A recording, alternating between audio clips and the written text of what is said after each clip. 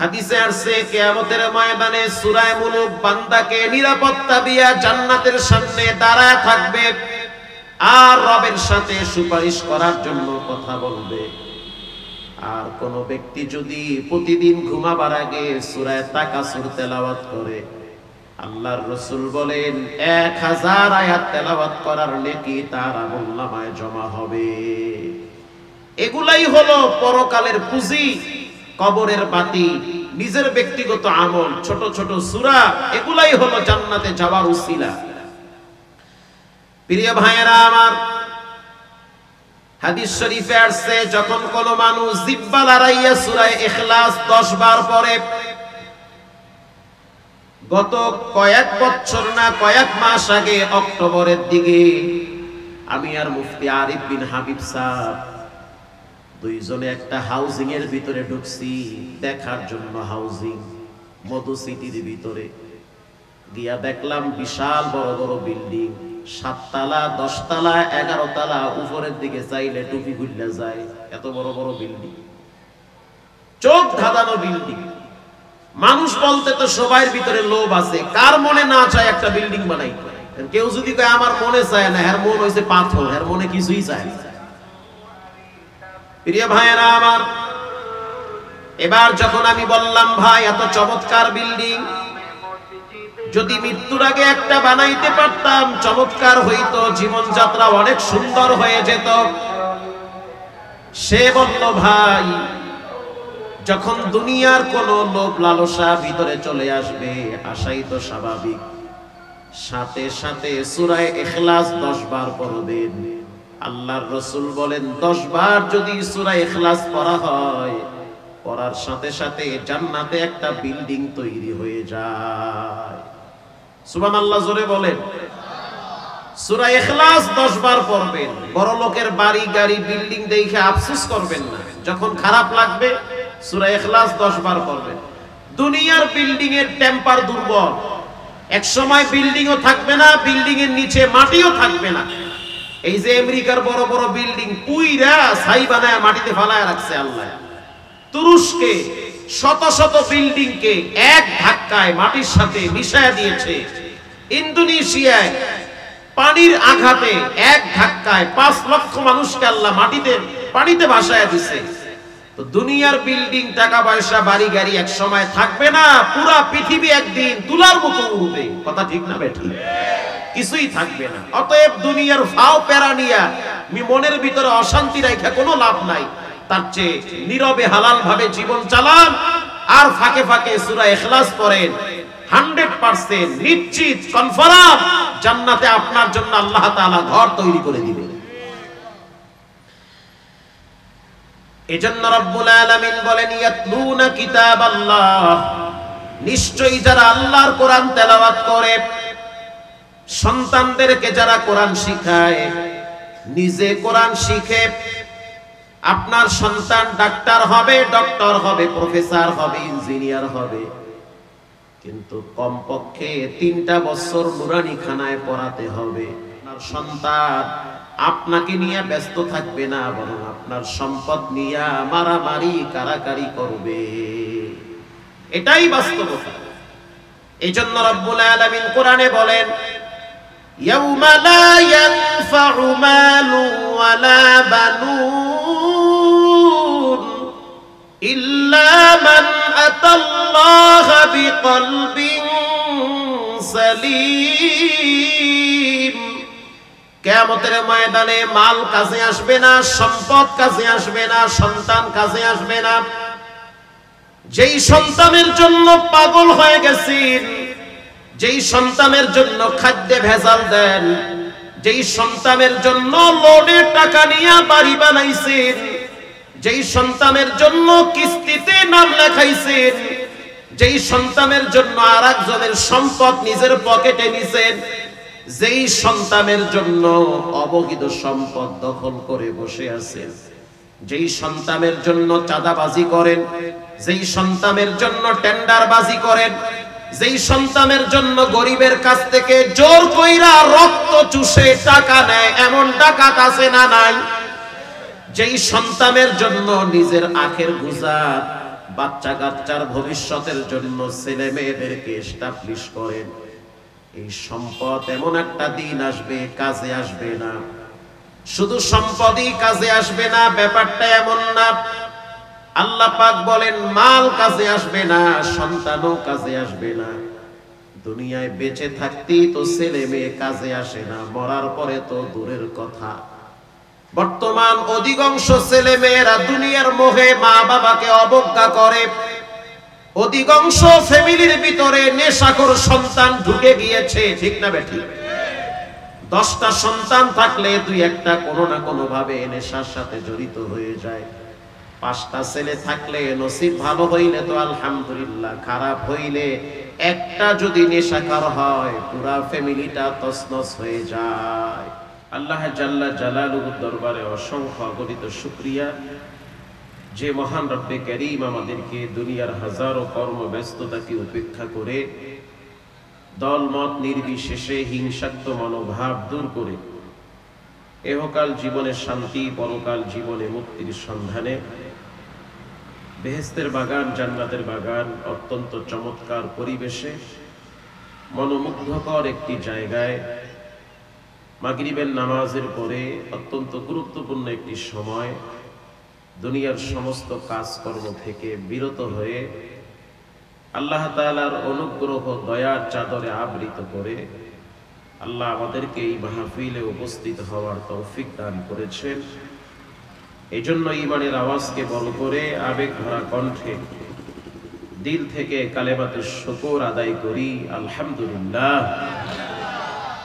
দুরূদ ও সালাম বর্ষণ হোক সাইয়্যিদুল মুরসালিন, ইমামুল মুরসালিন, রাহমাতুল লিল আলামিন, সৈয়দুল কাউনাইন, ফখরুল হুদায়া, শাহে মদিনা, মানবতার মুক্তির দূত, সর্বকালের সর্বশ্রেষ্ঠ মহামানব, যাকে আল্লাহ তাআলা হাউজে কাউসার উপহার দিয়েছেন, যার সুপারিশ ব্যতীত কোনো মানুষ জান্নাতে যেতে পারবে না, এমন একজন মহানবী, শ্রেষ্ঠ নবী, দামি নবীর উম্মত হওয়ার সৌভাগ্য আল্লাহ আমাদেরকে দান করেছেন। এজন্য সকলেই সংক্ষিপ্তভাবে দিল থেকে দুরূদ শরীফ পড়ি সাল্লাল্লাহু আলাইহি ওয়াসাল্লামের উপর। সর্বোপরি শুকর যে আল্লাহ তাআলা আমাদেরকে এখনো জীবিত রেখেছেন, আমরা এখনো বেঁচে আছি। বেঁচে থাকাটা অনেক বড় এক নিয়ামত। নবী করিম সাল্লাল্লাহু আলাইহি ওয়াসাল্লাম বলেন, ওয়া হায়াতাকা ক্বাবলা মাউতিক, তোমাদের মৃত্যু আসার আগে তোমরা তোমাদের হায়াতকে মূল্যায়ন করো। যে কোনো টাইমে মানুষের জীবনে মরণ নামের এক চূড়ান্ত সিদ্ধান্ত তার জীবনে চলে আসবে। মৃত্যুর মুখোমুখি তাকে হতে হবে, মৃত্যুর স্বাদ গ্রহণ করতে হবে। মৃত্যু এমন এক রোগ, এমন এক অসুস্থতা যার চিকিৎসা পৃথিবীতে আবিষ্কার হয় নাই।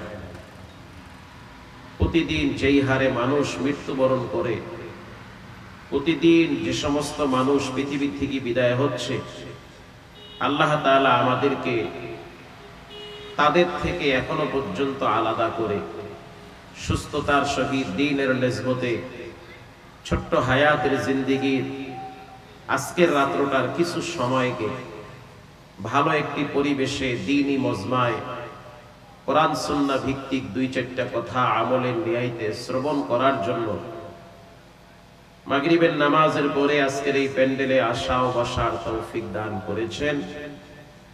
এজন্য দিল থেকে পুনর্বার সেই মহান রব্বে কারীমের দরবারে শুকরগুজার করি আলহামদুলিল্লাহ। সম্মানিত হাজিরিন, আমি আপনাদের সামনে সংক্ষিপ্তভাবে 3টি বিষয়ের উপরে কথা বলবো। একেবারেই সংক্ষিপ্তভাবে আমি আপনাদের সামনে 3টি বিষয়ের উপরে আলোচনা করব। এজন্য আমি সূরা ফাতির থেকে একটি আয়াত তেলাওয়াত করেছি। পৃথিবীর ভিতরে সবচেয়ে শ্রেষ্ঠ গ্রন্থের নাম হলো কোরআন, যা মানব জীবনের সবচেয়ে বেশি প্রয়োজনীয়। একজন মুমিন মুসলমানের জীবন সংবিধান হিসাবে আল্লাহ পাক কোরআনকে নাজিল করেছেন। পৃথিবীর সৃষ্টি লগ্ন থেকে আজ পর্যন্ত আসমানি যত কিতাব আল্লাহ তাআলা নাজিল করেছেন, এর ভিতরে সবচেয়ে শ্রেষ্ঠ এবং দামি কিতাবের নাম হলো পবিত্র কোরআন। নবী করিম সাল্লাল্লাহু আলাইহি ওয়াসাল্লাম বলেছেন, খায়রুকুম মান তাআল্লামাল কুরআনা ওয়া আল্লামা। যারা কোরআন শিখে এবং অন্যকে শিখায়, যারা নিজেরা কোরআন তেলাওয়াত করে, কোরআন মোতাবেক জীবন চালায়, কোরআন অনুযায়ী ব্যক্তি জীবন, পারিবারিক জীবন, সামাজিক জীবন, অর্থনৈতিক জীবন, এমনকি রাষ্ট্রীয় জীবন, গণভবন, বঙ্গভবন, পার্লামেন্ট, সচিবালয় যারা কোরআন মোতাবেক পরিচালনা করে, আল্লাহর রাসূল বলেন পৃথিবীর ভিতরে তারাই হলো সবচেয়ে শ্রেষ্ঠ এবং তারাই হলো সবচেয়ে দামি। বলেন সুবহানাল্লাহ। যদিও আমাদের নজরে দেখতে মনে হয় দুনিয়ার লাইনে যে ব্যক্তি স্বাচ্ছন্দ্যে চলে, উন্নত মানের বস্তু ব্যবহার করে, ভালো মানের ঘরে থাকে, ভালো গাড়িতে থাকে, ব্যবহারের জন্য, জীবনযাত্রাকে উন্নত মানের করার জন্য যে ব্যক্তির আর্থিক অবস্থা সচ্ছলতা বেশি, সেই বুঝি আল্লাহর কাছে সবচেয়ে বেশি দাবি, এটা আমাদের কাছে অনেক সময় মনে হয়। কিন্তু আল্লাহ তাআলা কোরআনে বলেন, ইন্না আকরামাকুম ইনদাল্লাহি আতকাকুম। আল্লাহর কাছে সবচেয়ে দামি তারা যাদের ভিতরে তাকওয়া আছে, আল্লাহর ভয় আছে, খোদা ভীতি, পরহেজগারি যাদের ভিতরে যত বেশি, তারা আল্লাহর কাছে সবচেয়ে তত বেশি দামি। আমাদের দৃষ্টিতে মনে হয় ভাঙ্গা টিনের ঘর, তালপাতার ঘর, এ সমস্ত ঘরে মাদ্রাসার কিছু ছাত্ররা লেখাপড়া করে, কোরআন শিখে, এদের মর্যাদা আর কি হতে পারে? অথচ আল্লাহর দৃষ্টিকোণ থেকে, রাসূলুল্লাহর হাদিস অনুযায়ী পৃথিবীর ভিতরে সবচেয়ে দামি ব্যক্তি হলো তারা যারা কোরআন শিখে এবং অপরকে শিখায়। বলেন সুবহানাল্লাহ। ঢাকা শহরের অলিতে গলিতে যেই পরিমাণ পাপাচার হচ্ছে, চট্টগ্রাম, সাতকানিয়া, লোহাগাড়া, কর্ণফুলী, কক্সবাজার, এ সমস্ত এলাকায় নয়, শুধু সারা বাংলাদেশে প্রতিটা শহরে যেই পরিমাণ আকাম কুকাম চলে, যেই পরিমাণ অপরাধ হয়, যেই পরিমাণ পাপাচার হয়, এতে তো আল্লাহ তাআলা ক্যালিফোর্নিয়ার মতো আগুন দিয়ে ধ্বংস করে দেওয়ার কথা। একটি উন্নত মানের রাষ্ট্র আমেরিকার একটি প্রদেশের নাম হলো ক্যালিফোর্নিয়া। এই দেশে আল্লাহ তাআলা এমন ভাবে আগুনের তীব্রতা বাড়িয়ে দিয়েছে, 12 মিনিটে 153 কিলোমিটার এলাকাকে আগুনে পুড়ে তছনছ করে দিয়েছে। অদ্যবধি পর্যন্ত, আজ পর্যন্ত, এখন পর্যন্ত সেই দেশে আগুন জ্বলতেছে। অথচ আমেরিকার ভিতরে অন্যতম একটি আরামদায়ক দেশের এই অবস্থা যদি হয়, যেটাকে বলা হয় পাপের স্বর্গরাজ্য, আল্লাহর ধরা বড় শক্ত ধরা। আল্লাহ মানুষকে ধরে, তবে টাইম মতো ধরে। যখন আল্লাহ মানুষকে ধরে, যখন কোন জালেম, স্বৈরাচার, অহংকারীকে আল্লাহ ধরে, তখন জীবনের শেষ রান্না পর্যন্ত খেতে দেয় না। এটা আল্লাহর ধরা হঠাৎ হয়ে যায়। মা কানাল্লাহু লিয়ুআযযিবাহুম ওয়া আনতা ফীহিম ওয়া মা কানাল্লাহু মুআযযিবাহুম ওয়া হুম ইস্তাগফিরুন। নবী করিম সাল্লাল্লাহু আলাইহি ওয়াসাল্লামের সামনে মক্কার বেঈমানেরা আস ইবনে ওয়াইল, উতবা, শাইবা, আবু লাহাব, ওয়ালিদ ইবনে মুগীরা, এ সমস্ত বেদিন বেঈমানদের শীর্ষস্থানীয় যারা নেতৃবর্গ ছিল, তারা আল্লাহকে বিভিন্ন ভাষায় গালাগালি করত। গালাগালি করেই তারা ক্ষান্ত হয়নি। তারা মুহাম্মদুর রাসূলুল্লাহ সাল্লাল্লাহু আলাইহি ওয়াসাল্লামকে টিটকারি করে বলে যে, কই, আমরা তো তোমার আল্লাহরে এত গালি দেই, সে তো কিছুই বলে না। আল্লাহ তাআলা বলেন, হে রাসূল, আমি আপনার সম্মানার্থে এদেরকে এখনো পর্যন্ত বাঁচায় রাখছি। বলেন সুবহানাল্লাহ। যে জমিনে আপনি আছেন, ওখানে আমি কেমনে আযাব গজব দেই? আমি তো সেই আল্লাহ, যে আল্লাহ কওমে আদকে ধ্বংস করেছে, কওমে লূতকে জমিন উল্টায়া দিয়েছে। আমি তো সেই রব যেই রব বনি ইসরাইলের ঘরে ঘরে রক্তের গজব দিয়েছি, ব্যাঙের গজব দিয়েছি, উকুনের গজব দিয়েছি, অতিবৃষ্টি দেওয়ার কারণে পুরা পৃথিবী প্লাবিত করেছি। আমি তো সেই রব যেই রব বৃষ্টির সাথে আগুনের বৃষ্টি বর্ষণ করেছি। আমি তো সেই রব। আমি তো এদেরকে ধরবো, টাইম মতো ধরবো। আপনি আছেন বিদায় আপনার সম্মানার্থে এদেরকে আমি এখনো ইজ্জতের চাদর দিয়ে ঢাইকা রাখছি। রাসূলুল্লাহ তখন কান্দা শুরু করলেন, আল্লাহ, আমি যখন দুনিয়া থেকে বিদায় হব তখন আমার উম্মতের কি অবস্থা হবে? এখন না হয় আমি বেঁচে আছি, আমি যখন থাকবো না, আমার ওফাত যখন হবে, তখন আমার উম্মতেরা তো পাপাচারে লিপ্ত হবে। জেনা, ব্যভিচার, হারাম সম্পর্ক, মিথ্যা, সুদ, ঘুষ, চুগলখড়ি, নানান রকমের পাপ করবে। ইচ্ছায় অনিচ্ছায় তারা পাপের জগতে ডুবে থাকবে। ঘরে ঘরে পাপ চলবে। রাত্র ৩টা ৪টা পর্যন্ত বেডরুমের ভিতরে নাফরমানি চলবে। বাবা এক রুমে অপরাধ করে, মেয়ে আর এক রুমে, স্ত্রী আর এক রুমে, প্রতিটা ঘর ম্যাক্সিমাম পাপের স্বর্গরাজ্য হয়ে গেছে। তখন তো আপনি এদের উপরে আযাব দিবেন, শাস্তি দিবেন, এদেরকে আপনি মাটির সাথে ধসায়া দিবেন, এদের চেহারাগুলো আপনি শুকর বানায়া দিবেন, এদের চেহারা বিকৃত করবেন।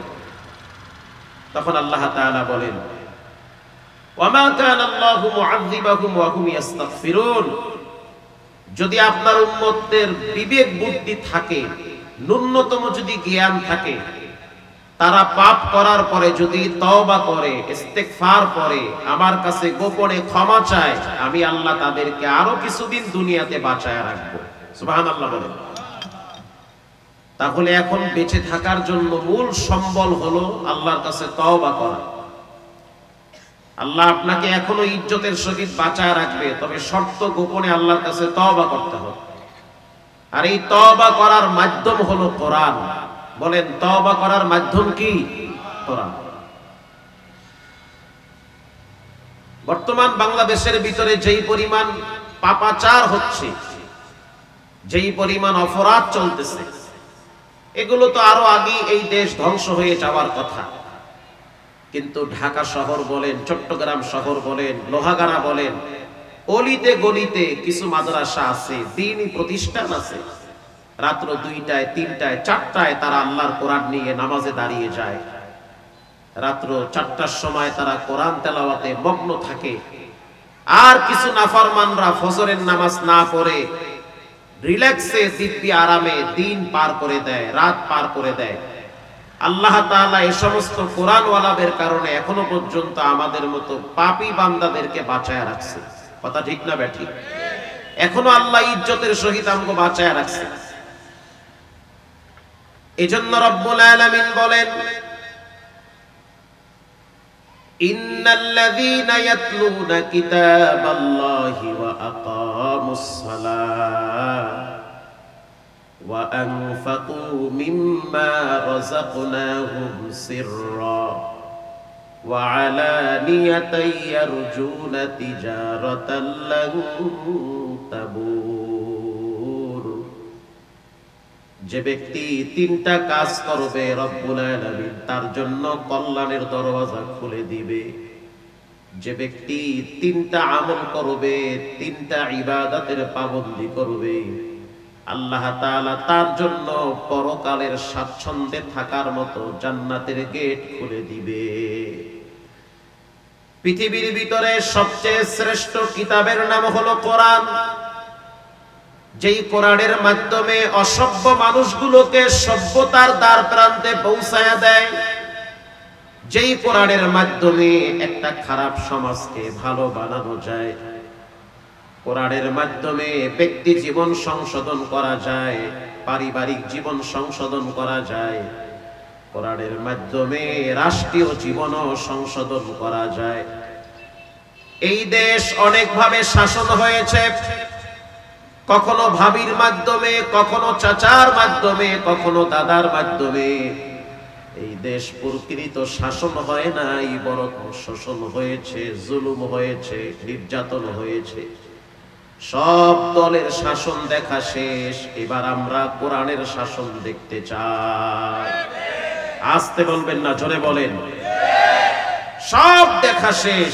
এবার চাই এদেশের পার্লামেন্ট থেকে কোরআনের আওয়াজ বের হোক। কোরআনের একটি আইন যদি সমাজে প্রতিষ্ঠিত হয়, 1000 কোটি টাকার মালিক দরজা খুলে শুয়ে থাকবে, চোরের ক্ষমতা নাই তার ঘরে হাত দেওয়ার। কোরআনের একটি আইন যদি পার্লামেন্টে পাশ করা হয়, তাহলে ঘরে ঘরে পরকিয়া বন্ধ হয়ে যাবে। 3 বাচ্চার মা বাচ্চা ফালায়া বিয়া শাদী ছাড়া আর একজনের লাগে সংসার বন্ধ হয়ে যাবে। যেই পুরুষ বিবাহ করার পরে আরেক বিবাহিত নারীর সাথে পরকীয়ায় লিপ্ত হয়, আল্লাহর আইন তাকে মাটির ভিতরে গেড়ে পাথর মেরে হত্যা করে দাও। একটা আইন যদি সমাজে প্রতিষ্ঠিত হয়, বিশ্বাস করেন এই সমাজে জিনা ব্যভিচার হারাম সম্পর্ক থাকবে না।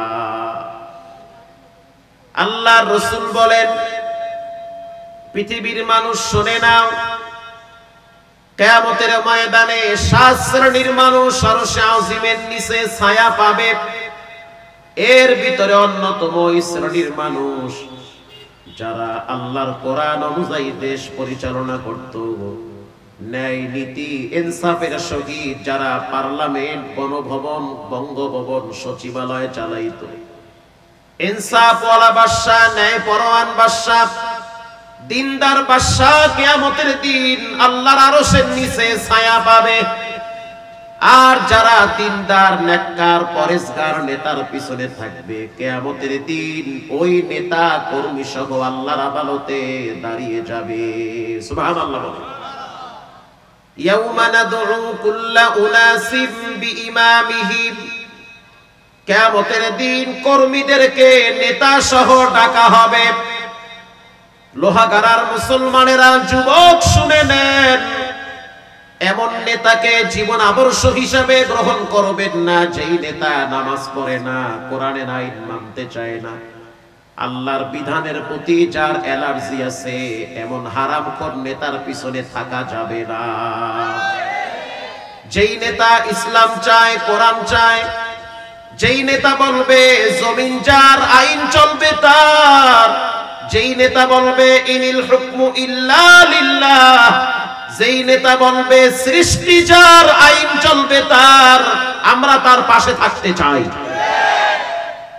অতএব যেই নেতা বলবে লেনিন কার্ল মার্কসের আদর্শে দেশ চলবে, যেই না সমস্ত ক্ষমতার উৎসাহ জনগণ না আল্লাহ, আরো জোরে বলেন কে? সমস্ত ক্ষমতার উৎসাহ একমাত্র আল্লাহ। আল্লাহুস সামাদ। পৃথিবীর সব মানুষ আল্লাহর কাছে ঠেকা, পৃথিবীর সবাই আল্লাহর কাছে ধরা, এমনকি সমস্ত নবীরা রবের কাছে ধরা, সমস্ত নবীরা আল্লাহর কাছে ঠেকা, সমস্ত নবীরা রবের দরবারে তওবা করেছে। একমাত্র আল্লাহ বেনিয়াজ বেমুহাফিকি, তিনি পৃথিবীর কারো কাছে ঠেকা না, আমরা সবাই তার কাছে ঠেকা।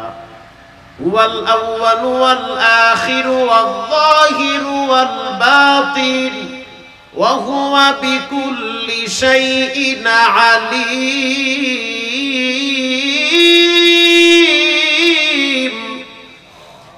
আল্লাহ রাব্বুল আলামিন শুরুতেও ছিল, এখনো আছে, ভবিষ্যতেও থাকবে। তার কোনো ক্ষয় নাই, কোনো লয় নাই, কোনো অক্ষমতা নাই, কোনো দুর্বলতা নাই। তিনি হলেন সুবহান, তিনি হলেন পবিত্র, একাচ্ছত্ব ক্ষমতার মালিক। তিনি হলেন কে? প্রিয় ভাইয়েরা আমার, ইন্নাল্লাযীনা ইয়াতলুনা কিতাবাল্লাহ, নিশ্চয়ই যারা আল্লাহর কোরআনের তেলাওয়াত করে। এই আয়াতের ব্যাখ্যায় আব্দুল্লাহ ইবনে আব্বাস রাদিয়াল্লাহু তাআলা আনহু রাইসুল মুফাসসিরিন তিনি বলেন, শুধু কোরআনের আয়াত তেলাওয়াত করলে হবে না, কোরআন দিয়া খালি খতম করলে হবে না, কোরআন মুখস্থ করলে হবে না। কোরআন শুধু মসজিদে থাকার জন্য আসে নাই, মাদ্রাসায় থাকার জন্য আসে নাই, কোরআন সংসদেও যেতে এসেছে। কোরআন পার্লামেন্টেও যাবে, সচিবালয়ে যাবে, বঙ্গভবনে যাবে, গণভবনে যাবে। কোরআন দ্বারা একটা দেশ আলোকিত করা সম্ভব। কোরআনের আইন যদি সমাজে প্রতিষ্ঠিত হয়, এ সমাজের নেতা খেতা চামচারা এ দেশের সম্পদ লুটে পুটে খেতে পারবে না। এজন্য কোরআনের শাসন দরকার। যেই সমাজের মানুষ আল্লাহকে ভয় করে, যেই সমাজের নেতা নেত্রী এমপি মন্ত্রীরা যদি আল্লাহরে ভয় করে, ওই সমাজের চিত্রটা পাল্টে যাবে। রাসূলুল্লাহর যুগে আল্লাহর হাবিবের দরবারে একটা বিচার আসছে। কুরাইশ বংশের অথবা ভিন্ন এক দামি বংশের এক নারী চুরি করেছে। চুরি করার পরে শরীয়তের আইন তার হাত কেটে দাও। السارق والسارقة فاقطعوا أيديهما। নারী হোক পুরুষ হোক যদি চুরি করে তাহলে তার হাত কেটে দাও। বলেন আইনটা মানুষের না আল্লাহর? হাত কেটে দাও। সাহাবায়ে কেরাম পরামর্শ করলো, এমন একজন নারী চুরি করেছে যার হাত কাটা গেলে বংশগতভাবে অনেকের মর্যাদা নষ্ট হয়ে যাবে, বংশের মর্যাদা থাকবে না, ইজ্জতের গোড়ায় পানি থাকবে না। অতএব রাসূলুল্লাহ রে দেখো কেউ সুপারিশ করে এই হাত কাটা বিচারকে মওকুফ করা যায় কিনা, এই শাস্তিকে মাফ করা যায় কিনা। আল্লাহর নবীর দরবারে রাসূলুল্লাহর পালক নাতি উসামা বিন যায়েদ রাদিয়াল্লাহু তাআলা আনহু নবীর দরবারে গেল। ওগো আল্লাহর হাবিব, আপনার দরবারে একটা সুপারিশ নিয়ে আসছি। একজন নারী চুরি করেছে, তার হাত কাটার বিচারটা মওকুফ করা যায় কিনা। আল্লাহর নবীর চেহারা লাল হয়ে গেছে, রাসূলুল্লাহর চেহারা মলিন হয়ে গেছে। আল্লাহর নবী ঠেক দিয়ে বসা ছিল, তিনি শক্ত হয়ে মাজায় ভর দিয়ে বসেছে। ওয়াল্লাযী নাফসি বিয়াদিহি লাউ ফাতিমাতু বিনতি মুহাম্মদ। পৃথিবীর মানুষ শুনে নাও, যেই রবের হাতে আমার জীবন, যেই রবের হাতে আমার মরণ, সেই রবের কসম করে বললাম, আমার মেয়ে ফাতেমা যদি চুরি করে আমি মুহাম্মদ তার হাতটাও কেটে দিব। আল্লাহু আকবার। যদি আমার মেয়ে ফাতেমাও চুরি করে তারপরেও তার হাত কেটে দিব। এরকম একটা আইন যদি এই দেশে প্রতিষ্ঠিত থাকতো, কোন ব্যবসায়ীরা টেনশনে ঘরে ঘুমানো লাগতো না। আল্লাহ রাব্বুল আলামিন কোরআনের ভিন্ন আয়াতে বলেন, وَنُنَزِّلُ مِنَ الْقُرْآنِ مَا هُوَ شِفَاءٌ وَرَحْمَةٌ لِّلْمُؤْمِنِينَ। আল্লাহ রাব্বুল আলামিন বলেন, কোরআন হলো ঔষধ, কোরআন হলো বাতি। যেই ঘরে কোরআন থাকবে, যার ব্যক্তি জীবনে কোরআন থাকবে, সামাজিক জীবনে কোরআন থাকবে, অর্থনৈতিক জীবনে কোরআন থাকবে, তার জীবনকে হেদায়েতের নূরে আলোকিত করে দিবেন কে? আল্লাহু আকবার বলেন। প্রিয় ভাইরা আমার, এজন্য নিজে কোরআন শিখেন, বাচ্চাদেরকে শিখান। দ্বীনি ইলম শিক্ষা করা প্রতিটা নরনারীর জন্য আল্লাহ ফরজ করে দিয়েছেন। আপনার সন্তান স্কুলে পড়ে, কলেজে পড়ে, ভার্সিটিতে পড়ে, দুঃখের বিষয় হলো ভালো করে উযুটাও করতে পারে না, শুদ্ধ করে তায়াম্মুম বুঝে না, গোসলের ফরজ বুঝে না। শুধু তাই না, এমনও সন্তান দেখছি বাবার ইন্তেকালের পরে বাবার লাশটা কেমনে কবরে রাখবে সেই নিয়মটাও জানে না। এমনও সন্তান দেখছি বাবার সম্পদ, বাবার বাড়ি গাড়ি নিয়ে মৃত্যুর পরে ব্যস্ত হয়ে যায়, বাবার লাশ কবরে রাখার আগে বাবার সম্পদ নিয়ে মারামারি কারাকারি করে।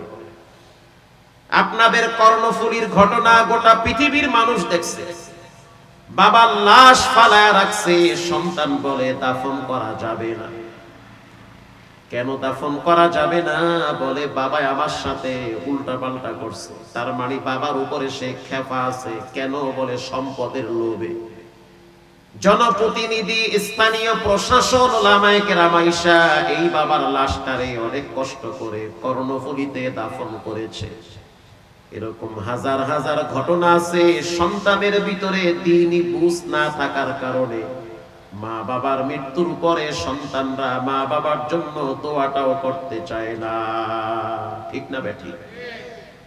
আমার চোখে দেখা ঢাকায় মোহাম্মদপুরে, যেহেতু আমি থাকি ওখানে, আমার চোখে দেখা ঢাকায় মোহাম্মদপুরে বাবার মার্কেট আছে, বাবার বাড়ি হলো কেরানীগঞ্জ কলাতিয়া, বাবার 1000 কোটি টাকার সম্পদ, খাওয়ার মানুষ নাই, মাত্র 2টা ছেলে 4টা মেয়ে, এটা নিয়েই তার পরিবার, অথচ 1000 কোটি টাকার সম্পদ রেখে গেছে। বাবার মৃত্যুর 21 দিন আগে হসপিটালে বাবা শুয়েছিল, আইসিইউতে রাখা হয়েছিল। বাবার মৃত্যুর পরে ডাক্তার বলেছে আইসিইউর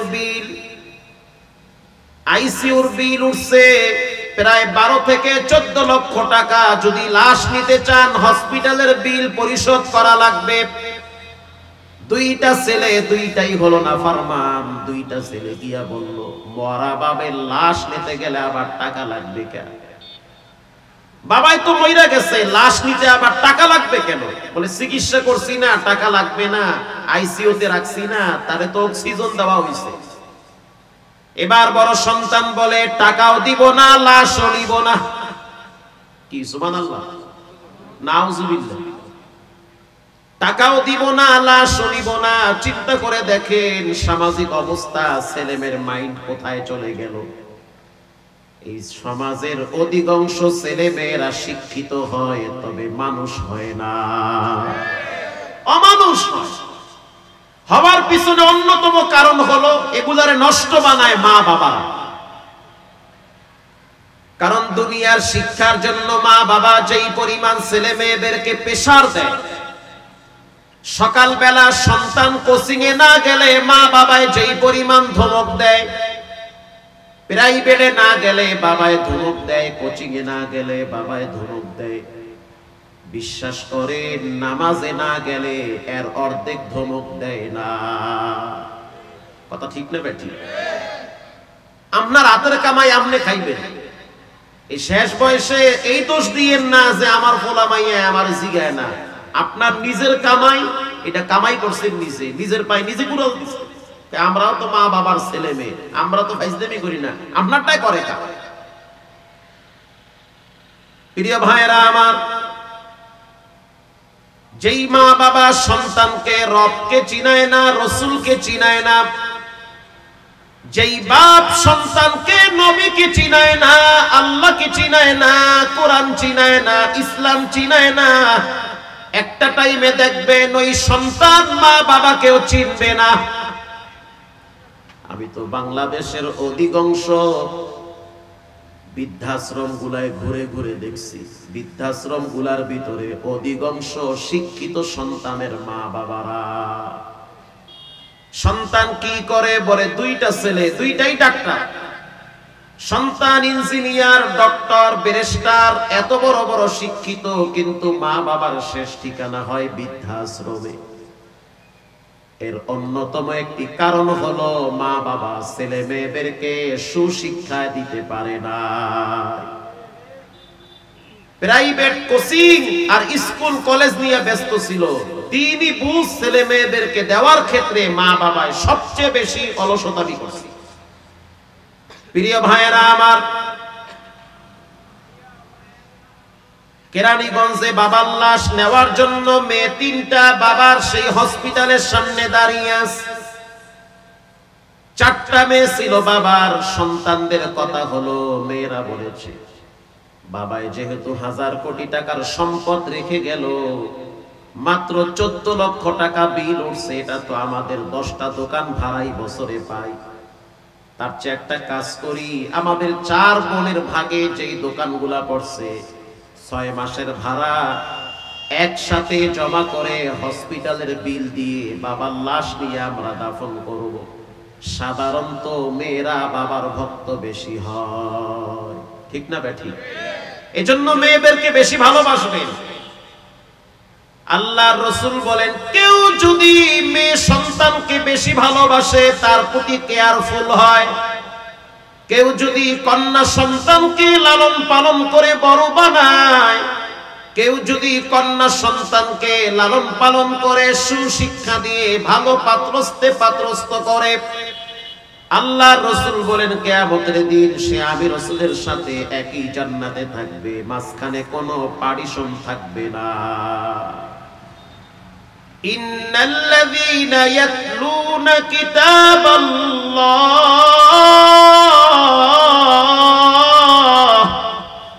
নিশ্চয়ই যারা কোরআন তেলাওয়াত করে তাদের জন্য জান্নাতের গেট খুলে দিবেন কে?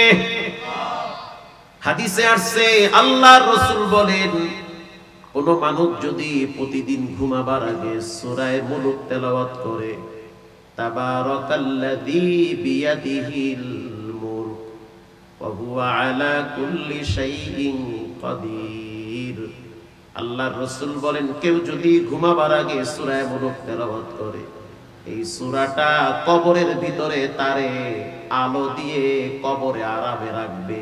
কবরের বাতি হলো সূরা মুলক। সুবহানাল্লাহ, কবরের বাতি সূরা মুলক তেলাওয়াত করবেন। হাদিসে আসছে কিয়ামতের ময়দানে সূরা মুলক বান্দাকে নিরাপত্তা দিয়া জান্নাতের সামনে দাঁড়ায় থাকবে আর রবের সাথে সুপারিশ করার জন্য কথা বলবে।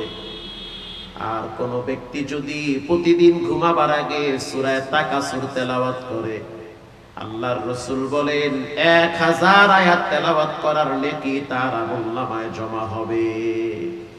এগুলাই হলো পরকালের পুঁজি, কবরের বাতি, নিজের ব্যক্তিগত আমল, ছোট ছোট সূরা, এগুলাই হলো জান্নাতে যাওয়ার উসিলা।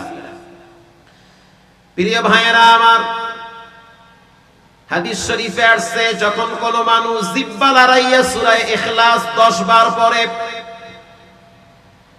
গত কয়েক বছর না কয়েক মাস আগে অক্টোবরের দিকে আমি আর মুফতি আরিফ বিন হাবিব সাহেব দুইজনে একটা হাউজিং এর ভিতরে ঢুকছি দেখার জন্য। হাউজিং মধু সিটির ভিতরে গিয়া দেখলাম বিশাল বড় বড় বিল্ডিং, 7 তলা 10 তলা 11 তলা, উপরের দিকে চাইলে টুপি খুললে যায়, এত বড় বড় বিল্ডিং, চোখ ধাঁধানো বিল্ডিং।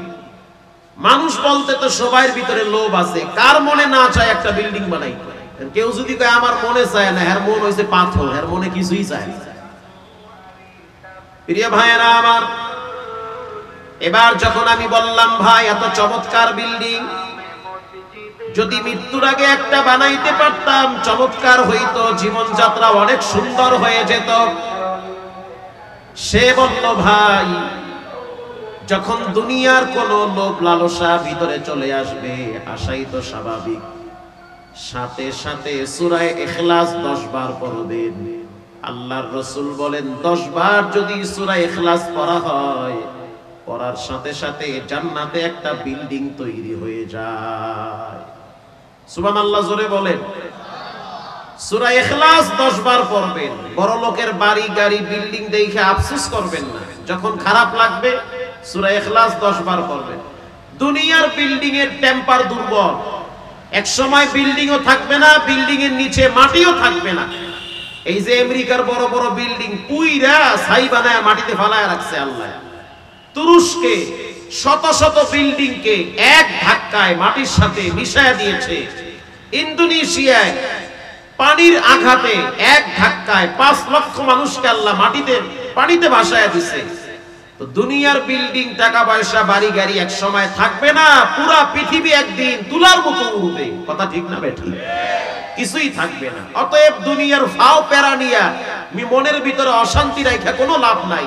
তার চেয়ে নীরবে হালাল ভাবে জীবন চালান আর ফাঁকে ফাঁকে সূরা ইখলাস পড়েন। 100% নিশ্চিত কনফার্ম জান্নাতে আপনার জন্য আল্লাহ তাআলা ঘর তৈরি করে দিবেন। এজন্য রব্বুল আলামিন বলেন ইয়াতলুনা কিতাবাল্লাহ, নিশ্চয়ই যারা আল্লাহর কোরআন তেলাওয়াত করে, সন্তানদেরকে যারা কোরআন শিখায়, নিজে কোরআন শিখে, আপনার সন্তান ডাক্তার হবে, ডক্টর হবে, প্রফেসর হবে, ইঞ্জিনিয়ার হবে, কিন্তু কমপক্ষে 3টা বছর নুরানি খানায় পড়াতে হবে। 3টা বছর যদি পড়ান তাহলে ফরায়েজ আমলগুলো আপনার সন্তান আপনাকে নিয়ে ব্যস্ত থাকবে না, বরং আপনার সম্পদ নিয়ে মারামারি কারাকারি করবে। এটাই বাস্তবতা। এই জন্য রব্বুল আলামিন কোরআনে বলেন, ইয়াউমা লা ইয়ানফাউ মালু ওয়ালা বানুন ইল্লা মান আতাল্লাহা বিকলবিন সালিম। কিয়ামতের ময়দানে মাল কাজে আসবে না, সম্পদ কাজে আসবে না, সন্তান কাজে আসবে না। যেই সন্তানের জন্য পাগল হয়ে গেছেন, যেই সন্তানের জন্য খাদ্যে ভেজাল দেন, যেই সন্তানের জন্য লোনের টাকা নিয়ে বাড়ি বানাইছেন, যেই সন্তানের জন্য কিস্তিতে নাম লেখাইছেন, যেই সন্তানের জন্য আরেকজনের সম্পদ নিজের পকেটে নিছেন, যেই সন্তানের জন্য অবৈধ সম্পদ দখল করে বসে আছেন, যেই সন্তানের জন্য চাঁদাবাজি করেন, যেই সন্তানের জন্য টেন্ডারবাজি করেন, যেই সন্তানের জন্য গরিবের কাছ থেকে জোর কইরা রক্ত চুষে টাকা নেয়, এমন ডাকাত আছে না নাই? যেই সন্তানের জন্য নিজের আখের গুজার, বাচ্চা কাচ্চার ভবিষ্যতের জন্য ছেলে মেয়েদেরকে এস্টাবলিশ করেন, এই সম্পদ এমন একটা দিন আসবে কাজে আসবে না। শুধু সম্পদই কাজে আসবে না, ব্যাপারটা এমন না। আল্লাহ পাক বলেন মাল কাজে আসবে না, সন্তানও কাজে আসবে না। দুনিয়ায় বেঁচে থাকতেই তো ছেলে মেয়ে কাজে আসে না, মরার পরে তো দূরের কথা। বর্তমান অধিকাংশ ছেলে মেয়েরা দুনিয়ার মোহে মা বাবাকে অবজ্ঞা করে। অধিকাংশ ফ্যামিলির ভিতরে নেশাখোর সন্তান ঢুকে গিয়েছে, ঠিক না বেঠিক? 10টা সন্তান থাকলে 2-1টা কোনো না কোনো ভাবে নেশার সাথে জড়িত হয়ে যায়। 5টা ছেলে থাকলে নসিব ভালো হইলে তো আলহামদুলিল্লাহ, খারাপ হইলে একটা যদি নেশাখোর হয় পুরা ফ্যামিলিটা তছনছ হয়ে যায়। এজন্য একটি স্লোগান হয়, দেশ বাঁচাও সমাজ বাঁচাও। আচ্ছা আপনারা বলেন, এই যে গত সপ্তাহে কক্সবাজারে একটা মেয়ে গণধর্ষণের শিকার হইল, এই যে মেয়েটার উপরে পাশবিক নির্যাতন করা হইল, যারা করছে তারা কি আমেরিকার না বাংলাদেশের? কথা বলে। কক্সবাজারে স্থানীয় পোলাপান ধর্ষণের শিকার হইল, করল কারা? কোনো না কোনো মায়ের ছেলে, কারো না কারো ভাই, কারো না কারো স্বামী। কথা ঠিক না বেঠিক? আপনাদের লোহাগাড়ায় একজন মায়ের সন্তানকে পিটিয়ে কুপিয়ে হত্যা করেছে। সাতকানিয়ায় বিগত টাইমে অনেক মায়ের বুক খালি করা হয়েছে, শহীদ করা হয়েছে, তাদের রক্ত চট্টগ্রামে ঝরেছে। যারা গুলি করলো, যারা হত্যা করলো, যারা মানুষের উপরে জুলুম আর নির্যাতনের স্টিম রোলার চালায়, এরা কি বাহিরের না দেশের? বেশিরভাগ দেশের। আমার ভাই, আপনার ভাই, আপনার ছেলে। তাহলে এবার চিন্তা করেন,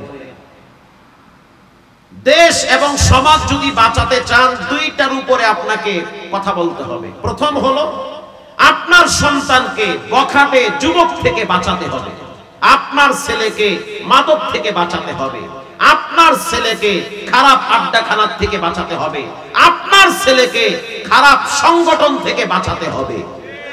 যেই সংগঠনের কর্মসূচিতে নামাজ নাই, কোরআন নাই, দিন বিজয়ের মিশন নাই, এমন সংগঠন থেকে ছেলে মেয়েকে বাঁচাতে হবে। যদি না বাঁচান তাহলে ছেলে মেয়ের হাতে অস্ত্র তুলে দিবে, ছেলে মেয়েদেরকে টেন্ডারবাজি শিখাবে, ছেলে মেয়েদের ভিতরে হিংসাত্মক চরিত্র ঢুকিয়ে দিবে।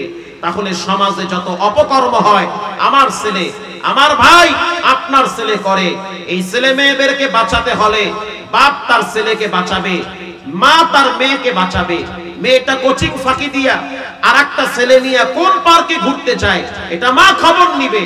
মা যদি মেয়েকে বাঁচায়, বাপ যদি ছেলেকে বাঁচায়, কসম আল্লাহ, সমাজ বাঁচবে, দেশ বাঁচবে, মা বাবাও বাঁচবে, পুরা বিশ্ব বেঁচে যাবে। তো ছেলে মেয়েকে বাঁচায়। মাইয়া সাইরাতেছেন আল্লাহর রাস্তে ঘুমে যায়, যাও। পোলা স্কুলে যায় না, আর এক মাইয়া নিয়ে রিক্সায় রিক্সায় ঘুরে আর বাদাম খায়, খবরই তো নেন না। এজন্য রব্বুল আলামিন বলেন ইয়াউমা লা ইয়ানফাউ মালুন ওয়ালা বানুন ইল্লা মান আতাল্লাহা বিকলবিন সালিম। কিয়ামতের ময়দানে মাল কাজে আসবে না, সন্তান কাজে আসবে না, ইল্লা মান আতাল্লাহা বিকলবিন সালিম, একমাত্র পবিত্র আত্মা কাজে আসবে। এজন্য নিজেকে পরিপূর্ণ আল্লাহর সামনে আত্মসমর্পণ করেন, নিজের হিসাব নিজে মিলান। আজকে আপনি মারা গেলে 2 দিন হয়তো আপনার ছেলে মেয়ে কাঁদবে, এরপরে আপনার হিসাব আপনার দেওয়া লাগবে। কষ্ট করে যেই সম্পদ কামাবেন হিসাব আপনার দেওয়া লাগবে, আর ভোগ করবে আপনার ছেলে মেয়ে। আল্লাহ পাক বলেন ইল্লা মান আতাল্লাহা বিকলবিন সালিম, একমাত্র পবিত্র আত্মা, রোগ মুক্ত আত্মা কাছে আসবে। আল্লাহু আকবার। এজন্য রব্বুল আলামিন বলেন যারা 3টা কর্মসূচি হাতে নিবে, 1 নম্বরে যারা নিয়মিত কোরআন তেলাওয়াত করবে। বর্তমান বাইতুল্লাহ শরীফের একজন পাওয়ারফুল ইমাম, প্রভাবশালী ইমাম, যার তেলাওয়াত শুনলে মানুষের ঘুম হারাম হয়ে যায়। বাইতুল্লাহর ভিতরে সবচেয়ে কম বয়সী ইমাম, একবার যিনি জিহাদের পক্ষে বক্তব্য দিতে গিয়ে চাকরি হারাইছে, পরবর্তীতে আবার তাকে বাইতুল্লাহে নিয়োগ দেওয়া হয়েছে, যার নাম হলো শাইখ ইয়াসির দুসারি, যার তেলাওয়াত শুনলে মানুষের দিল জুড়িয়ে যায়। গত রমজানে উমরায় দেখছি সাংবাদিক তাকে প্রশ্ন করল, শাইখ এত সম্মান এত যশ খ্যাতি বাইতুল্লাহর মতো ইমাম হয়েছেন, এটার পিছনে কারণ কি? তিনি সহজে 2টা উত্তর দিল। প্রথম বলল,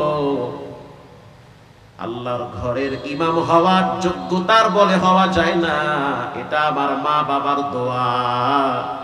2 নম্বরে আল্লাহর কোরআনের বরকত। নিয়মিত কোরআন তেলাওয়াত করি, যেখানেই থাকি, ঘরে থাকি আর বাহিরে থাকি, সময় পাইলেই 2-4টা আয়াত পড়ি।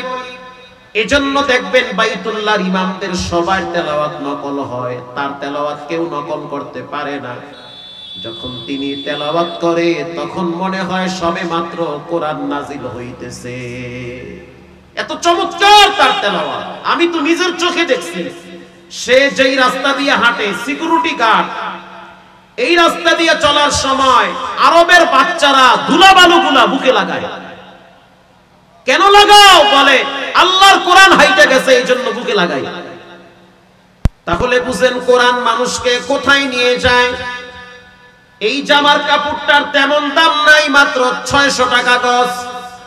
এটা দিয়া যদি আমি রাস্তায় ফালায় রাখি, মানুষ ঘরে নিয়ে সাইকেলের চাকা মুছবে। কিন্তু এই কাপড়টা নয়, এর চেয়ে কম দামি কাপড়, পলিস্টার কাপড় দিয়ে যদি আল্লাহর কোরআনের একটা জামা বানায় দেই, রাস্তায় ফালায় রাখলে মানুষ ঘরে নিয়ে বুকে লাগাবে, চুমা খাবে। এই কাঠটার তেমন কোনো মূল্য নাই, মানুষ কখনো কখনো পায়ে লাগায়, টি টেবিল হিসেবে ব্যবহার করে। এই কাঠটা নাই, এর চেয়ে কম দামি কাঠ দিয়ে যদি কোরআনের একটা রেহাল বানায় দেওয়া হয়, ওটা রাস্তায় পড়ে থাকলে হিন্দুর সন্তানও সম্মানে পা লাগাবে না, ওটা উঠায়া মুসলমানের বাচ্চা বুকে লাগাবে, চুমা খাবে। এর অন্যতম একটি কারণ হলো কোরআন যেই জায়গায় লাগে ওই জায়গাটার মূল্য সম্মান বাড়ায় দেয় কে? এজন্য এত কিছু চিন্তা করবেন না। আমি তো ঢাকায় সিটিতে জুমা পড়াই, মতিঝিলে। বর্তমান সময় দেখতে পাইতেছি মাদ্রাসা গুলায় ধনী মানুষের বাচ্চাদেরকে ভর্তি করায় দেওয়ার জন্য হিরিক পড়ে গেছে। সচিবের ছেলে মাদ্রাসায় দিছে, র্যাবের অফিসারের ছেলে মাদ্রাসায়। আশ্চর্য বিষয়, মন্ত্রীর ছেলে 3টাই কোরআনের হাফেজ। কেন দিলেন? বলে দুনিয়ার রং ঢং বুঝা ফেলাইছে। একটু বয়স হয়ে গেলে ছেলে মেয়েরা শিক্ষিত হওয়ার পরে মা বাবাকে মূল্যায়ন করে না, বরং বেয়াদবি করে। এজন্য চিন্তা করে দেখলাম অনেক গরিব মানুষের সন্তান তাদের মা বাবার সাথে উত্তম ব্যবহার করে। এটা কোথা থেকে পাইলো? শুধুমাত্র আল্লাহর কোরআন থেকে শিক্ষা গ্রহণ করেছে। আল্লাহ বলেন ইয়াতলুনা কিতাবাল্লাহ, যারা কোরআন তেলাওয়াত করবে, ওয়া আকামুস সালাহ, 2 নম্বরে যারা সালাত আদায় করবে। নামাজের ব্যাপারে অনেক জ্ঞানী গুণী মানুষের অলসতামি আছে। পৃথিবীর ভিতরে শ্রেষ্ঠতম একটি আমলের নাম হলো নামাজ। একটা মানুষ যখন মৃত্যুবরণ করে, তার লাশ যখন কবরে রেখে দেওয়া হয়, কবরে রাখার পর আপনাদের দিকের নিয়ম কেমন আমি জানি না, তবে আমাদের দেশে দেখছি চেহারাটারে কেবলার দিকে ঘুরাইয়া দেয়। আপনাদের দেশে কই ঘুরায়? কেবলা। চেহারাটারে কেবলার দিকে ফিরায় কেন দেওয়া হয়?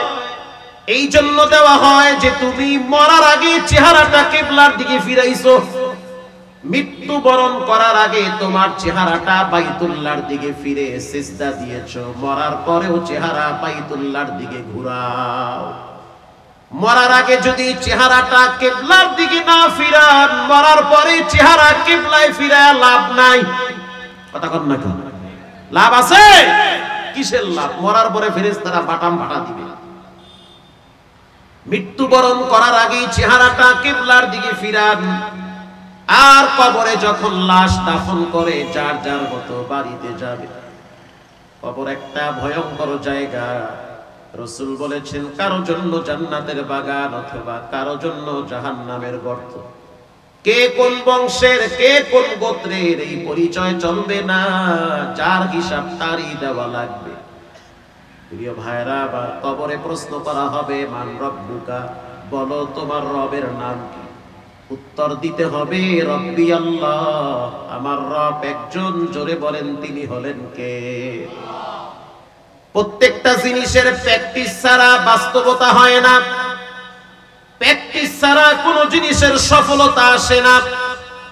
এখানে যারা বসা আছে অধিকাংশ মাদ্রাসার ছাত্র বাদ দিলাম, যারা একেবারেই জেনারেল মানুষ আছে। অনেকে আছে যারা শুদ্ধ করে দেখে দেখে কোরআন পড়তে পারে না, আছে না নাই? এখন যদি আপনাকে বলা হয় ভাই সামনে আসতেছে রমজান মাস, লোহাগাড়া সবচেয়ে বড় মসজিদে তারাবি আপনাকে পড়ানো লাগবে, পারবে? পারবে?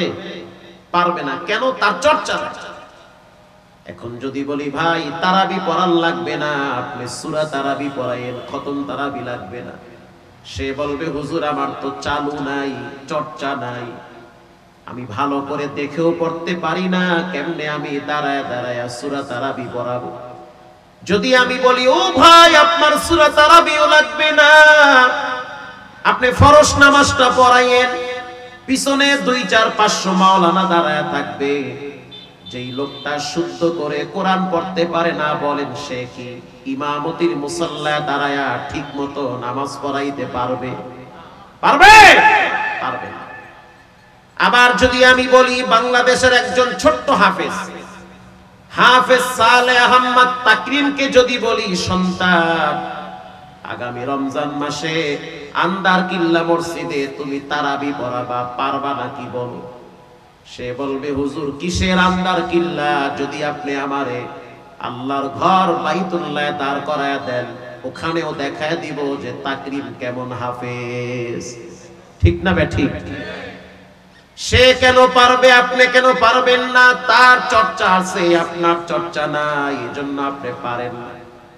ঠিক তেমনি ভাবে কবরে যখন লাশ শোয়া দেওয়া হবে, তখন প্রশ্ন করা হবে মান রব্বুকা, আর রবের চর্চা হবে একমাত্র নামাজের মাধ্যমে।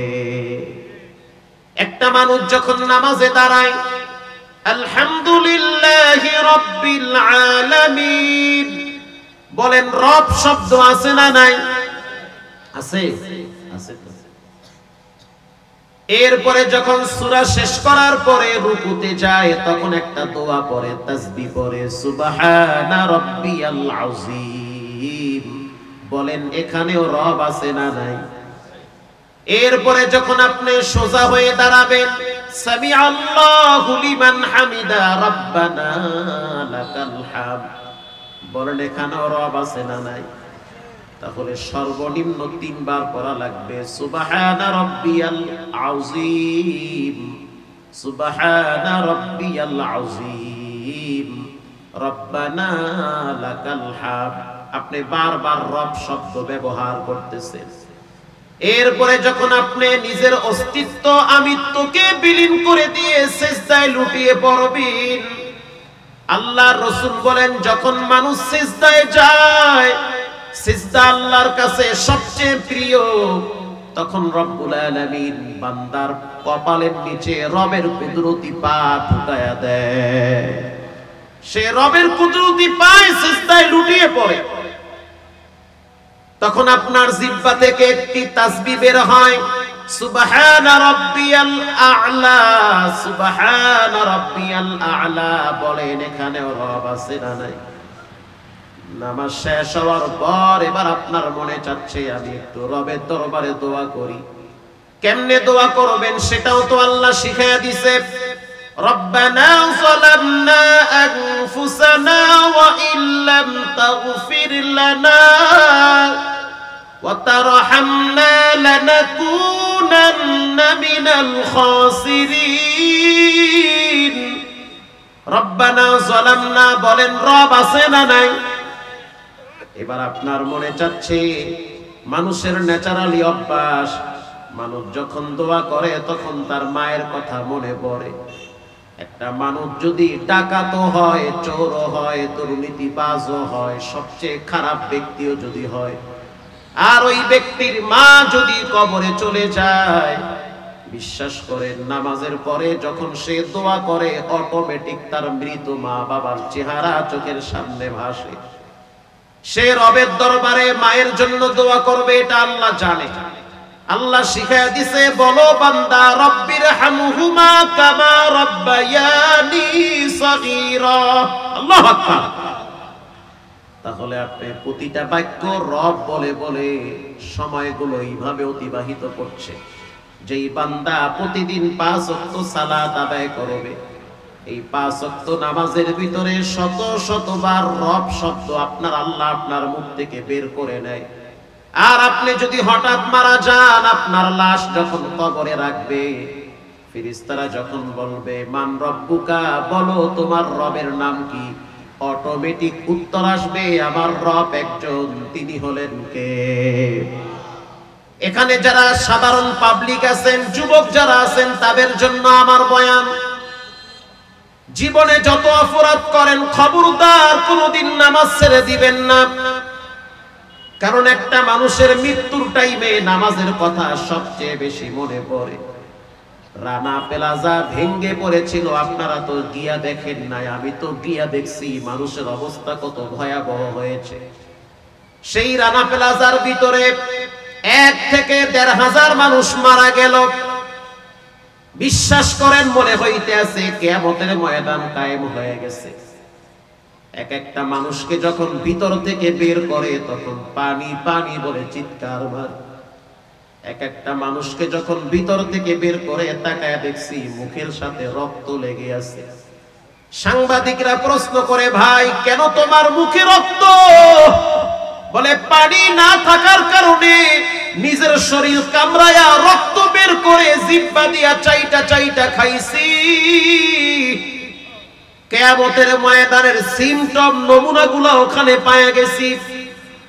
এমনও যুবক বের করেছে যার হাত কাইটা বের করা লাগছে, এমনও যুবক বের করেছে যার পা কেটে বের করা লাগছে। কেন? ওয়াল পরে দেওয়াল পরে হাত পা বেঁকা হয়ে গেছে। এখন যদি টান মারে তাহলে হাত পা ছিঁড়ে নাড়ি ভুঁড়ি বের হয়ে যাবে।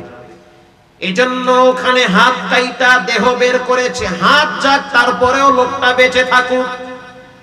এমনও যুবক দেখছি হসপিটালে যখন এনাম মেডিকেলে ভর্তি করলো, সাংবাদিকরা যখন বলল আপনার অনুভূতিটা কেমন, তখন যুবক বলে অনুভূতি হলো আল্লাহ যদি আরো একটা বার আমার সুযোগ দেয় তাহলে জীবনে কোনো দিন নামাজ ছেড়ে দিব না।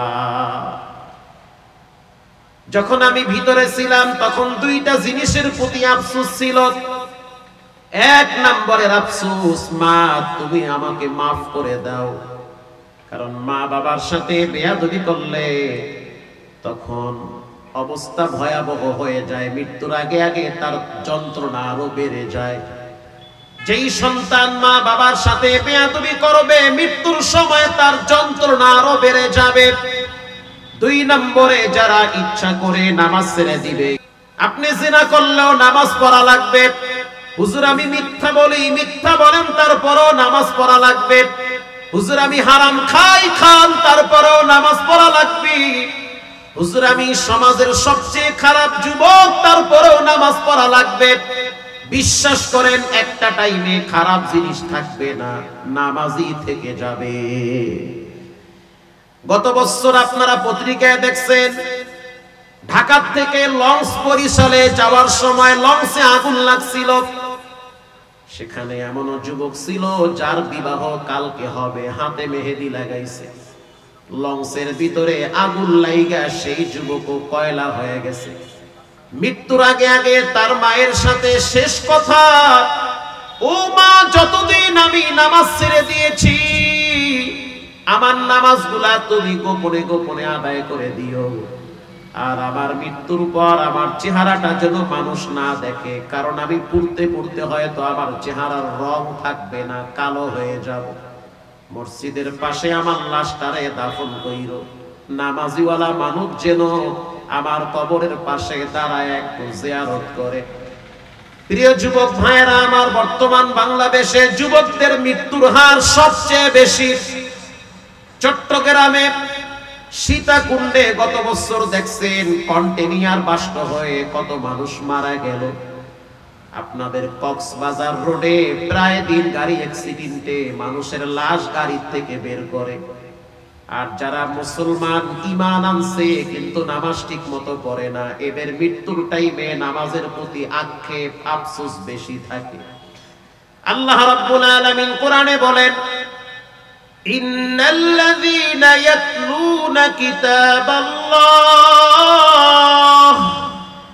কিতাবাল্লাহি ওয়া আকামুস সালাহ, নিশ্চয়ই যারা কোরআন তেলাওয়াত করে, নামাজকে নামাজের জায়গায় ঠিক রাখতে গেলে কোরআন পড়া লাগবে। কোরআন শুদ্ধ করে পড়তে গেলে আলেমদের কাছে আসতে হবে।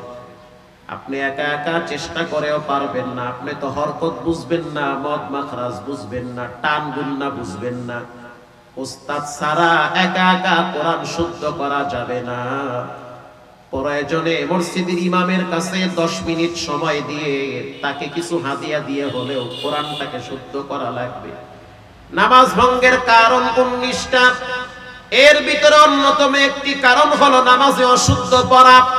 এজন্য রব্বুল আলামিন আগে কোরআনটাকে নিয়ে আসছে, ইয়াতলুনা কিতাবাল্লাহ, পৃথিবীর মানুষ তোমরা কোরআন তেলাওয়াত করবা। 2 নম্বরে নামাজ আদায় করবা। 3 নম্বরে ওয়া আনফাকু মিম্মা রাযাকনাহুম সিররা, আল্লাহ পাক বলেন 3 নম্বরে দান সাদাকা করবা। আস-সাদাকাতু তারুদ্দুল বালা, দান এমন একটা জিনিস, সাদাকা এমন একটা জিনিস যা মানুষের মাথার উপরের ঝুলন্ত বিপদ দূর করে দেয়। একটা পান কম খেয়ে 5টা টাকা দান করবেন, 1 কাপ চা কম খেয়ে 5টা টাকা দান করবেন। পারলে উপকার করেন, না পারলে ক্ষতি করবেন না। পারলে মানুষকে সালাম দেন, না পারলে সালাম দেওয়ার দরকার নাই, তবে সালাম দিয়ে কাছে এসে হাসি দিয়ে বাস দেওয়া যাবে না। কিছু মানুষ আছে খুব দরদ দেয়, আসসালামু আলাইকুম, মনে আল্লাহ কোলাকুলি ঠেলায় পরে দেখি বাস দেশে 3টা।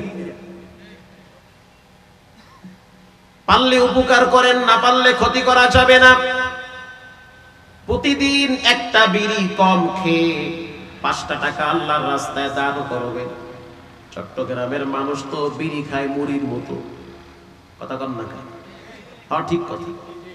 আল্লাহর রাসূল বলেছেন তোমরা আতর লাগাও, মেসওয়াক করো। আরবাউন সুনানুল মুরসালিন, সমস্ত নবীদের আদর্শ হলো 4টা, এর ভিতরে আসিওয়াক অন্যতম একটি আদর্শ হলো মেসওয়াক করো। মেসওয়াক করলে কণ্ঠ ভালো থাকে, হাত ভালো থাকে। আগের যুগের মানুষদের পকেটে মেসওয়াক পাইতাম, আগের যুগের মানুষের পকেটে আতর থাকতো, মেসওয়াক থাকতো, তাসবিহ থাকতো। কিন্তু বর্তমান যুগের মানুষের পকেটে মেসওয়াক না থাকলেও বিড়িটা ঠিকই পাওয়া যায়, কথা কন না কেন? মেসওয়াক নাই, মেসওয়াক আলহামদুলিল্লাহ আমার পকেটও একটা। আমি মেসওয়াক ছাড়া জীবনে ওয়াজ করি না, এটা আমার অভ্যাস। গাড়িতে আছে দুইটা, পকেটে একটা। মেসওয়াক কইরা যেই নগদ উপকার পাইছি, আমি তো এটারে আমার জীবনের চেয়ে বেশি ভালোবাসি মেসওয়াকটাকে। যে ব্যক্তি কন্টিনিউ মেসওয়াক করবে, মৃত্যুর টাইমে তার জবানে কালেমা স্টার্ট হয়ে যাবে।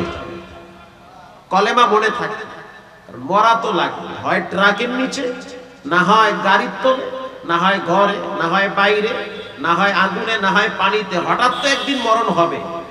তো যদি আপনি নিয়মিত মেসওয়াক করেন, বিশ্বাস করেন মেসওয়াকের বরকতে মৃত্যুর সময় আপনার কালেমাটা মনে থাকবে, জিহ্বায় অটোমেটিক কালেমা উচ্চারণ হবে।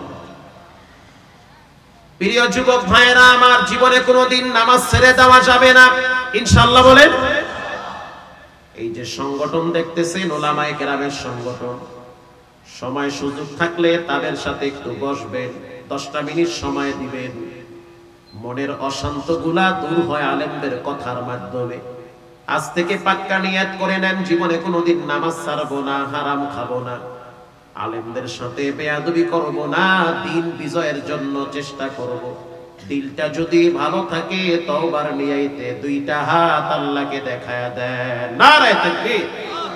আল্লাহ আপনি এই হাতগুলা বাইতুল্লাহ জীবনে একবার কবুল করেন, আমিন বলেন। আম্মা আমার গলা বসা ভাই, তেলাওয়াত করেন না, ক্ষমা করে দেন। হাত নামাজ, নামাজ পড়বেন তো ইনশাআল্লাহ? ইনশাআল্লাহ। আল্লাহ আপনাদেরকে যথাযথভাবে নামাজ আদায় করার তৌফিক দান করেন। আরো জোরে বলেন। কিছু মানুষ আছে 5 ওয়াক্ত নামাজ পড়ে, আবার কিছু আছে শুক্র আলী মুসল্লি। কথা কন না, এই ওয়াজ করার টাইম এখন না। শুক্র আলী মুসল্লি খালি শুক্রবার যায়। আবার শুক্রবারের মুসল্লি দুই রকমের। এক রকমের আছে এরা মসজিদে আগে আগে যায়, চিন্তা করে পুরো সপ্তাহে তো নামাজ পড়ি না, তো জুমার দিনটা পড়ি না, জামায় মাঠটাল লাগায়, আতরতল লাগায় খুব সুন্দর করে যায়, ভালো, এটা খারাপ না। আর এক শ্রেণীর মুসল্লি আছে, যায় সবাই শেষে, বের হয় সবাই আগে, একেবারে পিছনে গিয়ে খাড়ায়, খাড়ায়া ওয়েটিং এ থাকে। যেই খতিব সাহেব বলে ইন্নাল্লাহা ইয়া'মুরু বিল আদলি ওয়াল ইহসান, এই রেডি হয় যে এখনই খারাপ লাগে। কথা ঠিক না বেঠিক? আর যদি নামাজের পরে দেখে মসজিদে তবারক আছে, মাশাআল্লাহ, সুন্নত বইরা বইয়া বইয়া জিকির করে মুরাকাবায় থাকে। কথা কন না। আর যদি দেখে মসজিদে খাওয়ান নাই, সালাম ফিরাইয়া জুতা আর একজনের লইয়া দৌড় মারে। এই নিয়ম মনে হয় চট্টগ্রামে নাই, ও আল্লাহ হেন আছে। এই শুক্র আলী মুসল্লি হওয়া যাবে না। আর একদল মুসল্লি আছে মরার দরে নামাজ পড়ে, ভূমিকম্পে ধাক্কা মারছে, মাটি লড়ছে, বিল্ডিং লড়ে, চিন্তা করে সিপাই বললে মরবো, মসজিদে গিয়েই মরি। এই দৃশ্য আমি দেখছি। লঞ্চে উঠার পরে দেখলাম বয়া বয়া সবাই তাস খেলা। 2-4 জনে বললাম যে বাবা আপনারা আসেন একসাথে নামাজ পড়ি। অনেক বড় বড় দাড়ি নিয়ে, মনে হয় ফেরেশতা, জান্নাতে বলাইছে, অনেক বড় বড় দাড়ি নিয়ে বসে বসে তাস খেলাইতেছে। এখন বললাম আসেন নামাজ পড়ি।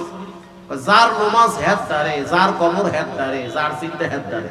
আমি মনে মনে নামাজ পড়ছি, আজান হয়ে গেছে। আল্লাহ তাআলা আমাদের সকলকে, যেই তুফানে বাড়ি মারছে, এখন দেখি টাস টস ফালাইয়া তসবিহ লইয়া 3 তলায় গেছে, কয় জব্বি আল্লাহ, জব্বি আল্লাহ। তাহলে চিন্তা করেন, এটারে কয় মরার ডরের নামাজ। আমরা মরার ডরেও নামাজ পড়ব না, আল্লাহর ডরে নামাজ পড়ব ইনশাআল্লাহ বলেন।